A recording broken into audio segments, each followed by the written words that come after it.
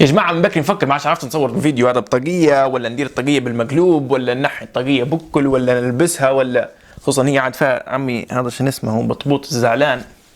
يلا نخلوها خلاص. والسلام عليكم ورحمة الله وبركاته. شن حالكم؟ شن اخباركم؟ لاباس عليكم؟ شن حال داري من بيهما شي برزو؟ الحمد لله. اليوم بنقول لكم على شوية عادات ومعتقدات عندنا في ليبيا غريبة عجيبة، مش معروفة من وين جت، مش منطقية ابدا، لكن مع ذلك نديروا فيها وهالبنات يعتقدوا ان هي صح.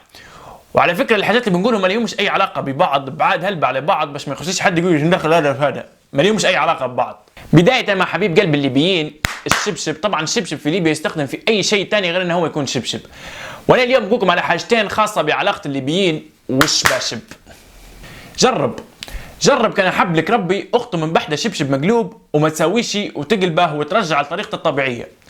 نهارك احرف، قضيه فدراليه، قضيه راي عام، وتخش المحكمه وتخش الحبس عادي جدا لانك ما قلبتش الشبشب.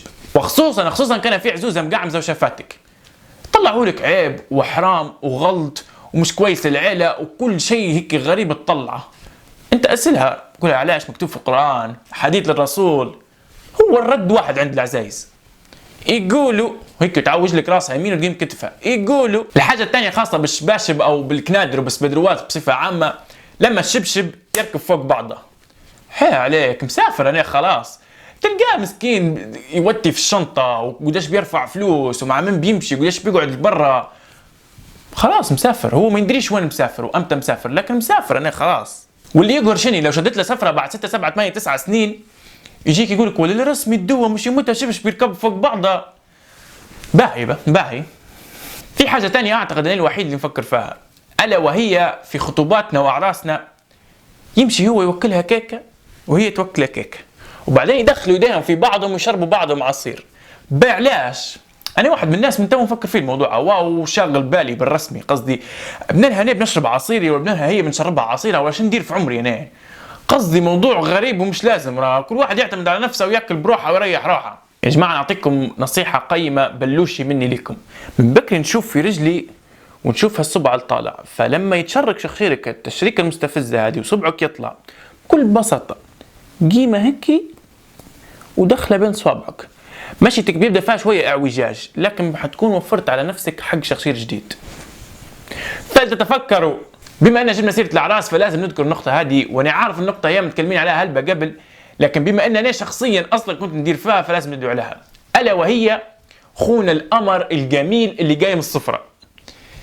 ولا على بالي ولا ندري عليه، ندير روحي مش واخد بالي بكل، بينما الحقيقه اني مركز في الصفره لدرجه اسالني شن فيها نعطيك بالتفصيل. 15 طرفه بامبر، 16 طرف بكلاوه، 10 طواصي شاي، 5 فناجيل قهوه بالتفصيل. ندير روحي هنا ولا هامني الموضوع لين يجيني تفضل خونا وندير روحي تفاجات وشن فيه خزي عليك يا سفيان وخلاص. من معتقداتنا في ليبيا ان اي مرض في العالم، اي مرض في حاجتين يعالجوه، الليم القارص وزيت زيتون.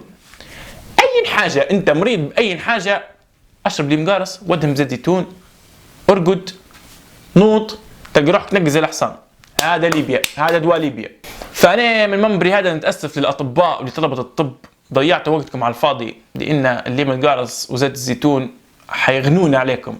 ومن معتقداتنا وخلينا نقولها لكم بطريقه مختلفه، نبدا نيم قعمز في امان ربي، مواطن طبيعي نمارس في حقوقي وواجباتي. يجيني شخص تمنى امنيه، انا يمشي في بالي هذا لقى كنز بيحقق لي امنيتي، برا نمشي نضرب احلامي ونتمنى امنيه ونتعب وندير هلبة مجهود، بعدين شنو يقول لي؟ من عين. ما هو انت يا تمشي من قدامي يا حنرتكب جريمه انا تو. امشي. ومن عاداتنا ايضا وزي ما قلت لكم النقاط ما لهمش علاقه ببعضهم، ديروا روحكم حول. المهم من عاداتنا ان كل ام ليبيه لازم تربي صغارها على الرعب وعلى الخوف وتركب لهم الفكره في راسهم مش طبيعيه. فمثلا الام ما تبيش صغارها يطلعوا في القايله، فمفروض الطبيعي يعني تمشي صغارها تقول لهم تضربكم الشمس وتصير لكم دوخه مش كويس لكم، هذا الطبيعي. لكن احنا امهاتنا كيف؟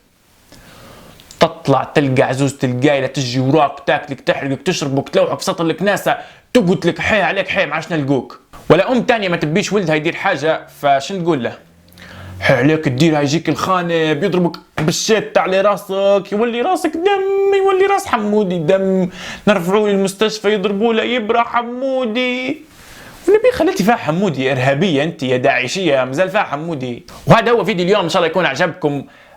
نبي نعتذر ان الفيديو هذا عطل شويه، لان اليومين اللي فاتوا كان صوتي مبحوح، وزي ما تعرفوا انا قوتي رقم واحد في العالم هي صوتي، فمبيش نقول لكم اليومين اللي فاتوا كيف مروا علي. يلا ما علينا، كالعاده ضيفوني على سناب شات نزيد ننزله لكم يمين يا يسار. واهم حاجه وديما ديما ديما وبطريقتي، ما تنسوش السبسكرايب. نورين هالبا واجد واجد، نلتقي في الفيديو القادم ان شاء الله. بيس.